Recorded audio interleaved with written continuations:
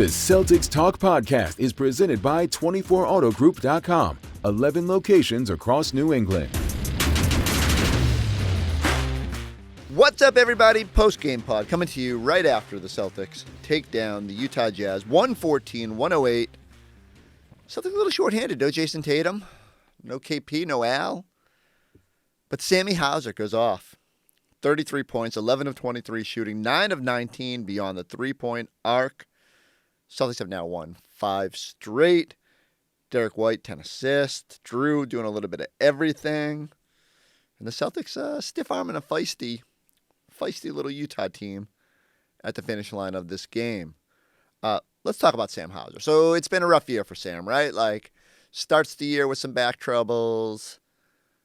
Just when you think he's starting to turn the corner, feel like it flared again. Feel like every time he's kind of into finding a rhythm, something crops up. And so you feel for him. And even at the start of this game, couldn't get anything to drop.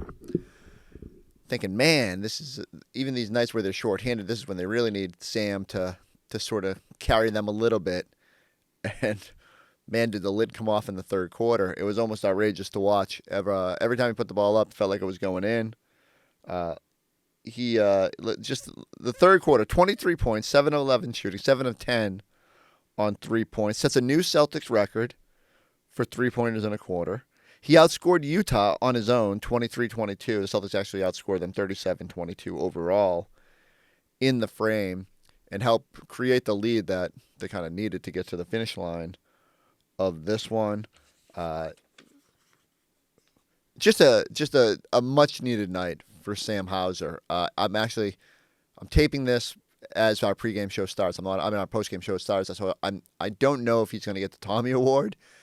It's been a little bit of a running joke of mine that it's almost flabbergasting that he hasn't got one this year. It feels like, if I had to go back and check, I feel he was probably one of the leaders last season. He had so many games where he was just such a spark off the bench, and his threes were so vital that I would be surprised if he wasn't up near the top of that list. And yet this year, he just hasn't had one of those games where Celtics need him. Or if we did have or on the nights he has had big games, someone else is Peyton's having a huge night. And I think it's fair to say Peyton has been the most consistent bench presence this year, but good that Sam is finding a little something, and we'll see if he can bottle it up, see if he can stay healthy. This is why I kind of like these end of the season games. It's still a good month left in the calendar, but it feels like it's a chance for guys to start turning the corner, finding their shot, feeling better about themselves. There's got to be a value to watching what Peyton did last week, what Sam did tonight. When you don't have Jayson Tatum out there and there's more for everybody to kind of do, good to get some confidence, good to get feeling really good about where you're at. And so I like this. And I like that they kind of had to grind at the end. It got a little dicey there. I think they walked it. They tied the game at one point at 103. We're still kind of knocking on the door at 107, 104. And Jaylen Brown put an exclamation point on his own great night with a dunk over Walker Kessler, a grown man dunk over Walker Kessler. Jaylen Brown finishes with 26 points, 8 rebounds, 7 assists, made 5 threes, had 3 steals. Again, on a night where he's asked to do a little bit more when the defense is typically keyed on him with no Tatum out there, thought Jaylen was really good. A little bit more inefficient than usual shooting the basketball, 8 of 20. Part of that was because he was 0 for 5 on threes. I'm looking at the free throw column. The free throw column is the endearing one, 10 of 11 at the free throw line. So did most of his business around the basket, which now as I replay the game in my mind makes a lot more sense given how aggressive he was going at the basket. I really love that. I think if I looked at the Celtics as a whole, I'd say they're, the other night against the Lakers, they did a good job of generating free throws, but I think it's something that they gotta make a priority more moving forward. They're so good at not fouling the other teams. Part of like the sneaky, quiet, good reason why they've been so good this year. Even tonight, Utah takes only 12 free throws. Jaylen almost gets as many free throws as Utah does overall. Celtics very good at defending without fouling. Their defense has been much better. Just the offense went super cold and kind of let Utah back into this one for a stretch. But I'd be remiss if I didn't say that the bigger news of the night came out at halftime, which usually doesn't happen. But Kristaps Porzingis actually took to Twitter, released a little statement in which he essentially said that he's dealing with a viral infection, I believe he said, virus, and that has just sort of lingered. Suggested that they don't know what it is, but that he's hopeful to be back out on the court real soon. Here's what I can tell you. So if you go through the timeline, he's first ruled out on February 25th at Toronto with the illness. Tried to come back almost immediately, 226 against Detroit, and just looked really off. Just wasn't himself. Missed a bunch of bunnies. This team shut him back down in the aftermath. And look, I think we all thought, okay, is this illness again, or are they just taking him down a little bit? But it's now lingered for, let's see, 2, 9. I'm trying to do quick math in my head. 12 more days now. And I'll say this too. So first off, he showed up all dressed up. Beautiful suit for Saturday night's game against the Lakers. I think he had even hinted online that he was hoping to play. But he went out there, and so I went back tonight and watched the tape. 15-minute warm-up with trainers watching and his normal DJ McClay leading him through his pregame workout. Did not have his usual zest. Looked like, I don't know if he was coughing or just did not look himself as he went through. And after the 15 minutes, they sort of stopped him, had a little conversation with a trainer, and must have determined that he was not going to go that night. And he kind of went right off the court. And, normally when Kristaps is coming onto the court and leaving the court, he's waving and drinking his coffee. It just didn't feel like he had that zest the other night. So, it sort of seems to indicate that what he's saying, that this is legitimately a virus or something that has just lingered. If you have small children, you know that the last couple months have been pretty rough. If you have small children, big children, if you are an adult, you probably know that this New England winter has been no fun. And it just seems like he's really fighting something that's maybe compromising his ability to have the same zest and energy level on the court. I'll continue to say, I said I wouldn't be worried until he doesn't play. If he doesn't play Wednesday night against Oklahoma City, we'll see what happens there. Going back and watching that warm-up on Saturday night sure suggested that he's just not quite himself yet. And I think he's got to be as eager as anyone to get back out there. And I know it can't be fun, especially if you're dealing with a virus and you got to be in the back and away from people. You don't feel part of the team quite the same way. So Bears watching.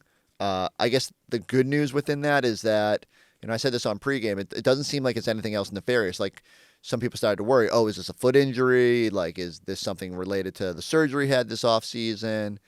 Watching him go through warm-up, there's no apparent sign of like anything physical beyond just not looking quite like himself. And hopefully this time, the further away he gets from getting healthier, getting this virus out of his system, he's able to get back to being himself. Because I think, we've said it a million times on our program this season, the key to the Celtics being successful this postseason really hinges on health.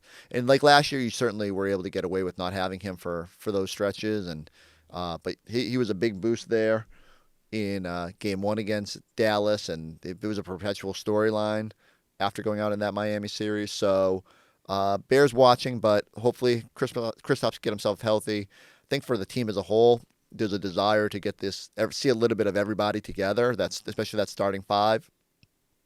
Maybe even work different combinations, see how much you can lean on various double big combos. So I know the team wants to get a look at these guys, and there's a couple more back-to-backs along the way. It's going to present some challenges in maximizing those minutes, but that should be the goal for the second half of the season. All right, Celtics win.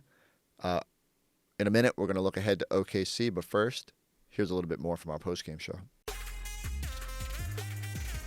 The award-winning 24 Auto Group is the easy choice for your next car, truck, or SUV. 11 locations and over 2,000 new and pre-owned vehicles in stock. Shop the brands you know and love, backed by savings and service you can count on. Plus, buy 3 and get 1 free for all tire purchases, with 11 convenient locations across the South Shore of Massachusetts. 24 has the knack to save you more. Visit us in store or online at 24autogroup.com. Jaylen, Utah came all the way back from 24 points down. As a leader on this team, what were you saying to your guys to maintain composure? And what did you take upon yourself to close this one out? Just stay the course.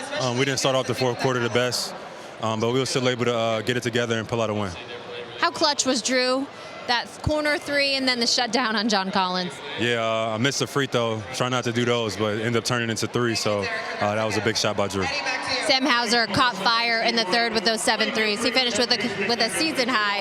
How important was that, not just in this game, but for him in this season?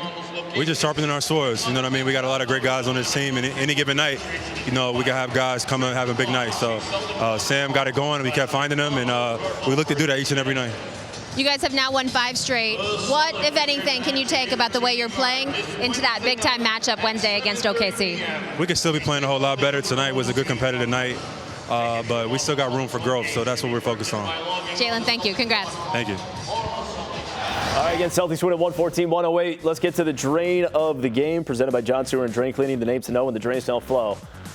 It's all of them. It's all 7 threes from Hauser in the third quarter. As again, the Celtics were up by 6 at the half, able to build a big lead going into that fourth quarter, which allowed them to allow a little slack in the middle of that fourth quarter, but they were able to hang on and get the win. As Sam Hauser, you're not going to see the last 3 hitting this one, but the last 3 is what gave the Celtics that 8-point lead. We got Drew and Scal now joining us from the Garden. And fellas, let's just start with Sam Hauser. I mean, you talked plenty about him in this game, but you take a step back, take a few minutes since the game ended. Your thoughts on Sam Hauser tonight?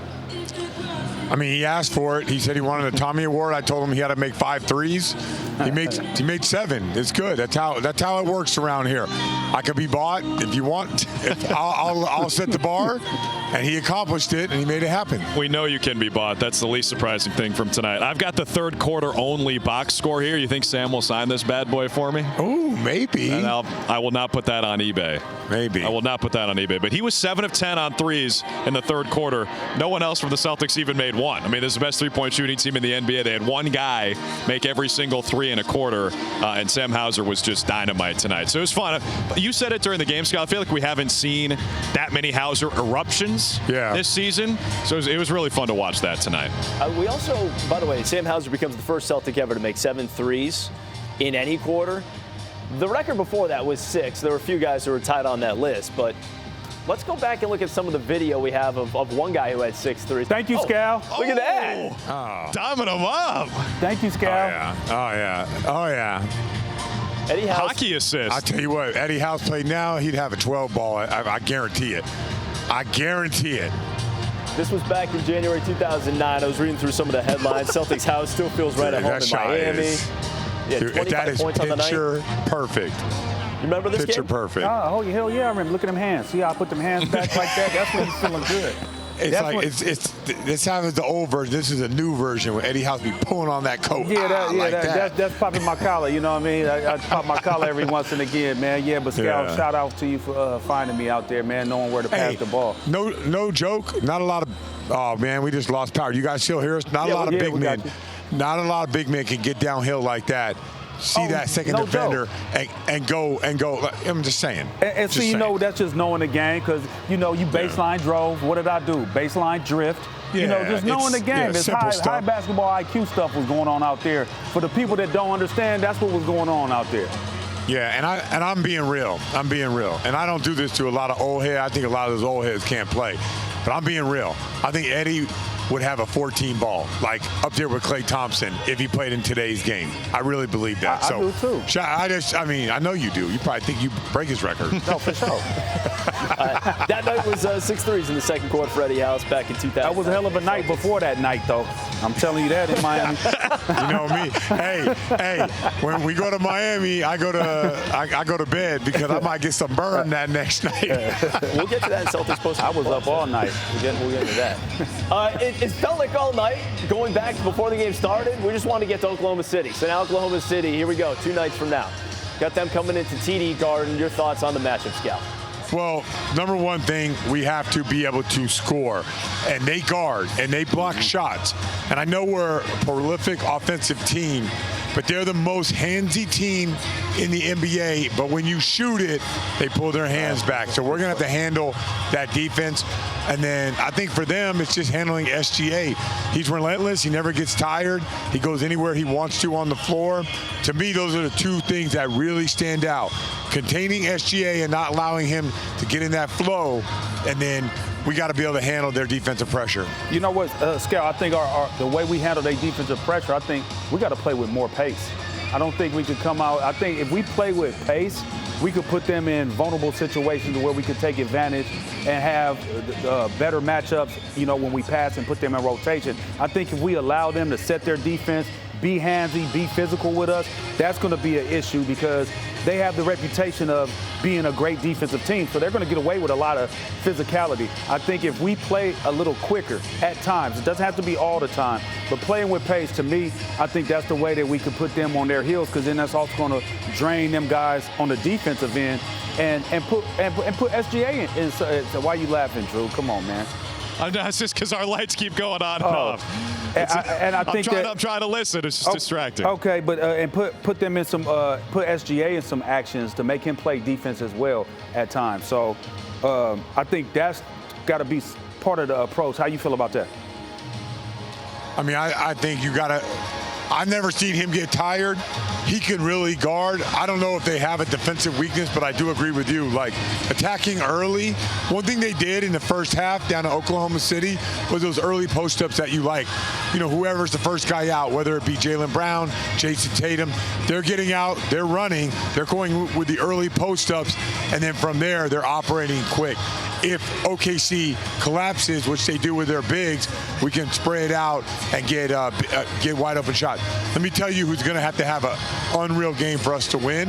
Not the stars, it's going to be Al Horford. He'll have a big challenge of moving around guys, and I don't know if Porzingis is going to play, but Horford will have to have a big game for us to win that game. And during the game, Kristaps said that he's dealing with some unclear illness. Is there any timetable or any further update that can be provided? No, I mean, I think he said it best. I think at the end of the day, just making sure he's safe. He's still able to come in and be around the guys as best he can and try to stay in the best shape possible. He's been on the court, so he's doing what he can to get back. But he kind of said it best. At the same time, we just got to kind of make sure he's good and we do what's best for him. Sam, if you can describe the feeling out there, like, do you hear the crowd's anticipation, that when you let it go, and obviously you probably hear cheers, but do you hear that whole thing? Do you feel that whole moment? Yeah, it's the worst when you miss it after they do that too, because then they just go, oh. But yeah, I guess like it's cool. I don't really know what else to say. Yeah, it's cool. Yeah. Does the rim look a little bigger? Like, does it feel different? Yeah, sometimes you just get in that flow state or that rhythm. It's just every shot you take feels like it's going in, and it feels like you have a good chance to make every shot you take. So that's about all I can say about that. Yeah. Jaylen, after that dunk, it seemed like you landed a little awkwardly on your knee there. Did it kind of bite you there when you landed? It was more on the takeoff. Just using my explosiveness when I took off. It bothered me a little bit. I just tried to brace myself when I came down. But, it's fine. Sam, getting hot in the third quarter. After going cold, starting out cold, What is it for you as a guy who has the ball in his hands a lot and is distributing, especially with Jayson out? When you see a guy still working to get to those spots, even though he's cold, does that inspire any confidence? Like he's still working to try to get to his shots, even though he's cold, he still wants that ball? What's the question? So he's out there, he's cold, right? He's not losing confidence in himself. He's still working. He's still getting to his spots. He's still presenting himself as an option. Sam Hauser, yeah. Like you as a guy with the ball in your hand as a distributor, does it give you a little sense of confidence? Like he still wants it, he still feels it? Yeah, absolutely. Yeah, that's a part of our offense is just creating space for one another. And Sam is, even if he's not making shots, he's a threat because he can get hot at any moment. So teams have to respect that. Tonight he was able to, get it going from downtown. But even when he's on the floor and he's not making shots, just continuing to get to your spots, spacing the floor because he's still at any given moment. Sam can go for 4 or 5 threes. I think teams know that, so that just proposes a threat. You don't want to give him open looks and get him going. Jaylen, from your point of view, how do you compare this team to the team from the last season at this same point? How do I compare? A lot of the same guys. Different year. We had to make adjustments throughout the year. I feel like that has made us better, and we're poised. We're more experienced. We've been there before, and I think our trust is there. So we just have to, have that mindset each and every night to come out and dominate, which is hard. But I think we're a better team than we were last year. Jaylen, obviously maybe not the most efficient first half, but then fourth quarter comes around, Jazz make a run, and you have some big moment impact plays like the block, the big dunk, the bucket. How much do you value or do you enjoy being having the chance to have those moments, and do you see extra value in individual moments like that to flow, to switch the momentum of a game and stuff? Absolutely, yeah. Those moments are great. I pride myself in looking forward to those moments, when other teams on the run, our momentum is not there. We might have missed some shots. The pressure is raised, and you got to make a good play for your team, and be solid in that. So I look forward to those moments, when my team looks to me to make a play, and tonight I was able to deliver. And then Joe said you do a great job of keeping your eyes on the future and focusing on everything moving forward. Even after maybe you don't have the best shooting half, he mentioned you talk with Tony Dobbins a lot during games. He mentioned he'll say something to you, but he mentioned you in particular are very good at by yourself understanding what you need to do moving forward to recover from that. What's your process mid game when you're focusing on getting to those spots? Everything is information. Even if I miss a shot, it just gives you information for the next time and the next shot, how the defender's guarding you, just to feel the rhythm of the game. All of that is just, compiling information. So at any given moment, things can switch. Tonight, I didn't feel, my best physically. Started off, missing some shots that I felt like I normally would make. But throughout the game, it just gave me information and things like that, how Kessler was playing me, how he was guarding me. And then in the fourth quarter, I was able to, make some plays. Yeah, over here. Left. Sam was just telling us that he's trying to practice more positive self-talk because he usually MFs himself when he misses a shot. I'm curious, what's your inner monologue like during a game? How do you respond to makes, misses? How do you talk to yourself?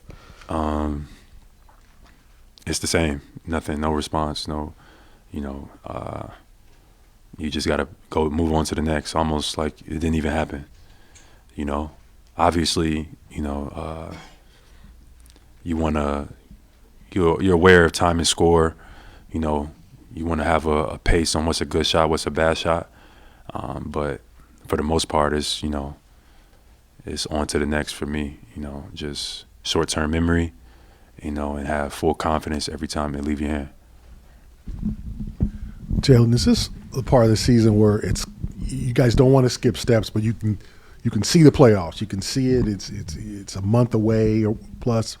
Is it tough to kind of not skip steps at this point? Is it difficult, or do you have to maintain discipline not to do that?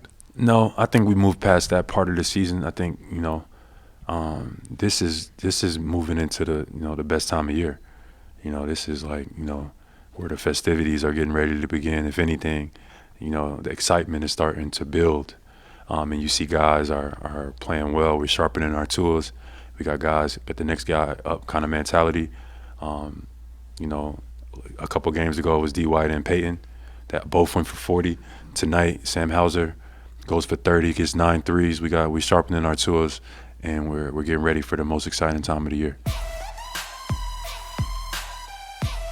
All right, next up, the big one. We joked about it all night. It's tough to go from Lakers, and you're looking ahead to Oklahoma City and Utah. And so, good job by the Celtics not completely losing their focus, finding a way to even navigate some rough patches in this one. Should have mentioned earlier, like Baylor Shireman played another little burst, and I think he missed the only shot he took, but I really like the Baylor minutes right now. Eager to see how that goes. Svi got his ring before the game. That was kind of cool. No Jaden Springer, which I thought was kind of interesting. I believe he was available for this game. Thought you always want to throw the revenge possibility guys out there. Maybe they were worried about that, compromise their lottery quest. And Drew was really good. There's a steal at the very end of the game where it was almost in hand anyway, but Drew just took the ball away, a full mug at half court, and off the other way he goes. So next up, Oklahoma City. Going to be a real fun showdown. Oklahoma City coming off of 2 games against Denver, which is kind of intriguing too because they certainly had to get up for that. That's a little bit of a Western Conference potential showdown, depending on how the seeding shakes out there. But yeah, you feel like those are the 2 most likely teams to come out of the West. And Shea had 40 on Sunday night. It's shaping up to be quite a week for Oklahoma City, who has kind of been rolling for much of the year. Celtics obviously had that big first half against OKC down there, and then I don't know what happened. Second half was a disaster, and after maybe their best first half of the season. So can they bottle up whatever they saw in that first half? Can they be a little bit more efficient on Wednesday night? The Garden is going to be filled with energy. It's also the last game of this long homestand. Celtics go back on the road, then pop home, and then it's like a really long road trip to the end of March. So it's going to be one of those, might not be to the level of the Lakers in terms of what it costs to get in, but it's going to be a really fun night and a really intriguing game. All of us are going to be over there, which doesn't add to the atmosphere, but I'm just excited to be over there because I like watching eventful basketball. And these 2 teams, when we throw around the finals preview suggestion, like sometimes you're, do I really think the Lakers are going to be there? I think there's a chance. When I say potential finals preview with the OKC Thunder, that feels a whole lot more real. So can't wait to do that one. Until then, I need everyone to go go subscribe, go check us out on the YouTube page. Go check out episode 2 of Celtic City. I think it drops tonight. It might have just dropped right before this end of this game. I got to go watch that. We'll be back at some point this week to talk about that as well. We'll catch you next time on the Celtics Talk Podcast.